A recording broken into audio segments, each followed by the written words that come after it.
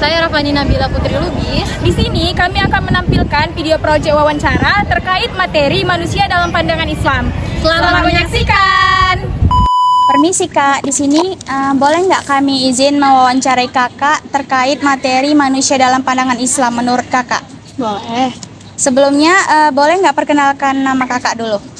Kenali, nama aku Kanaya Salsabila, usia 19 tahun dari Prodi Pendidikan Antropologi. Ya. Sini langsung saja ya Kak, saya bertanya. Yang pertama, menurut Kakak, mengapa manusia disebut sebagai makhluk paling mulia dalam Islam? Menurut saya tuh manusia dikatakan sebagai makhluk paling mulia dalam Islam karena manusia itu memiliki akal. Tentunya makhluk hidup memang memiliki akal, tapi belum tentu memiliki pikiran yang akal sehatnya baik gitu. Jadi makanya dibilang manusia itu termasuk makhluk yang paling mulia dan memiliki hati nurani. Ya Kak. Baru yang kedua Kak, apa sih tujuan utama Allah menciptakan manusia menurut ajaran Islam Kak? Kalau diciptakannya manusia itu kan pastinya karena untuk beribadah kepada Tuhannya gitu kan.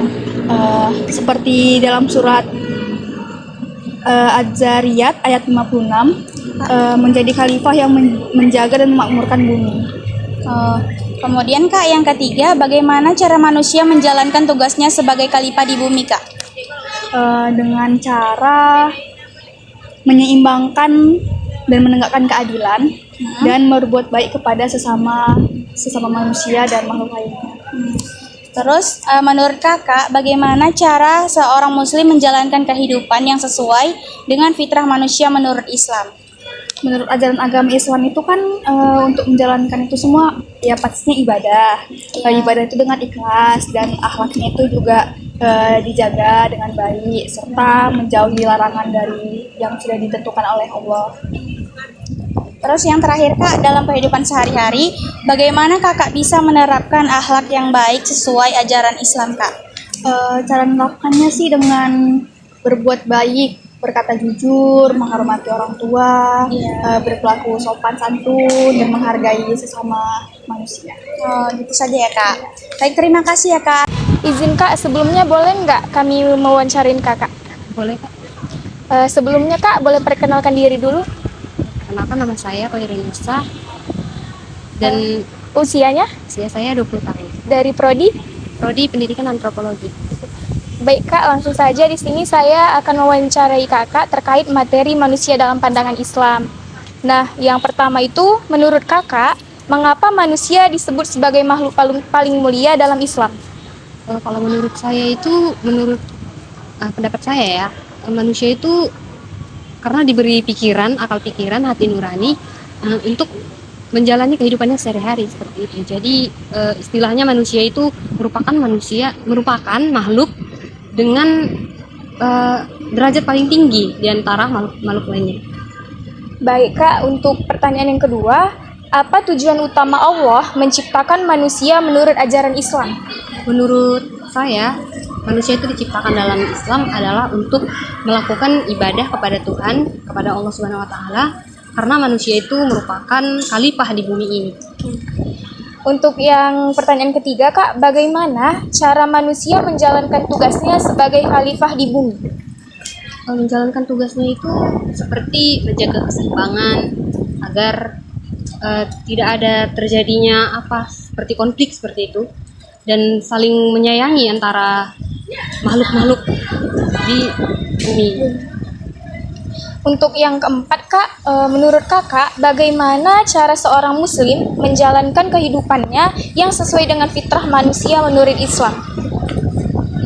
Seperti mengikuti ajaran agama dan taat terhadap peraturan yang diberikan oleh Allah Subhanahu wa taala. Untuk pertanyaan yang terakhir Kak, dalam kehidupan sehari-hari, bagaimana Kakak bisa menerapkan akhlak yang baik sesuai dengan ajaran Islam? Kalau saya seperti berkata jujur, berbuat baik, dan sopan terhadap makhluk-makhluk seperti manusia juga kan. Saya jujur saja Dalam perbuatan kita ya.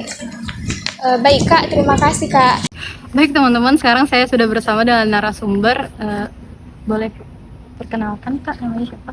Baik, perkenalkan nama saya Nabila Nurkolbi, saya salah satu mahasiswi Fakultas Ilmu Sosial. Menurut Kak Nabila, kenapa manusia itu disebut sebagai makhluk yang paling mulia? Ya, menurut saya kenapa manusia itu disebut sebagai makhluk yang paling mulia? Karena memang di Al-Quran juga udah dijelasin ya dalam surah At-Tin, makanya memang manusia itu diciptakan dengan bentuk sebaik-baiknya, berbeda dengan kayak makhluk awal lainnya, kayak misalnya malaikat, dia cuma diciptakan dengan kayak tidak ada hawa nafsu, cuma kalau misalnya syaitan dia dengan hawa nafsu saja, tapi kalau manusia ini memang dengan keduanya. Baik.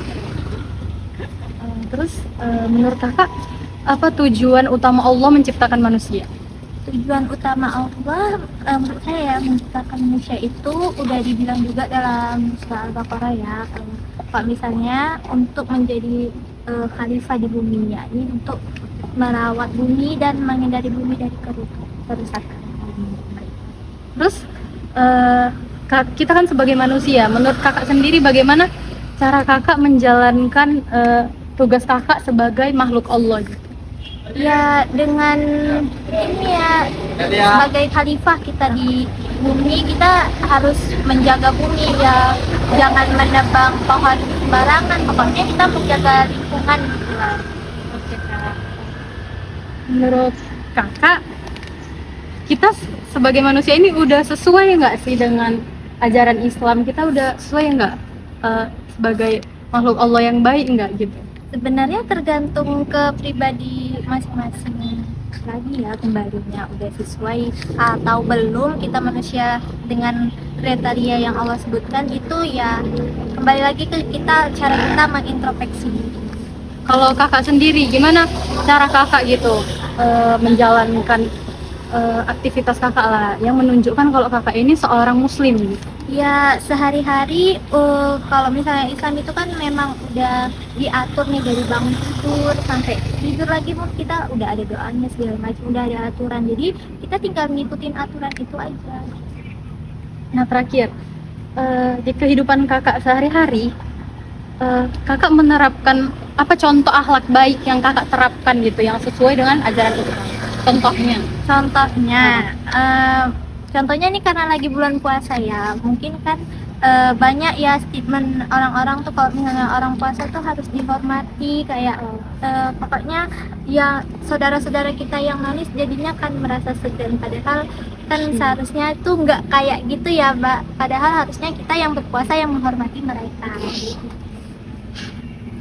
Kak. Mungkin itu.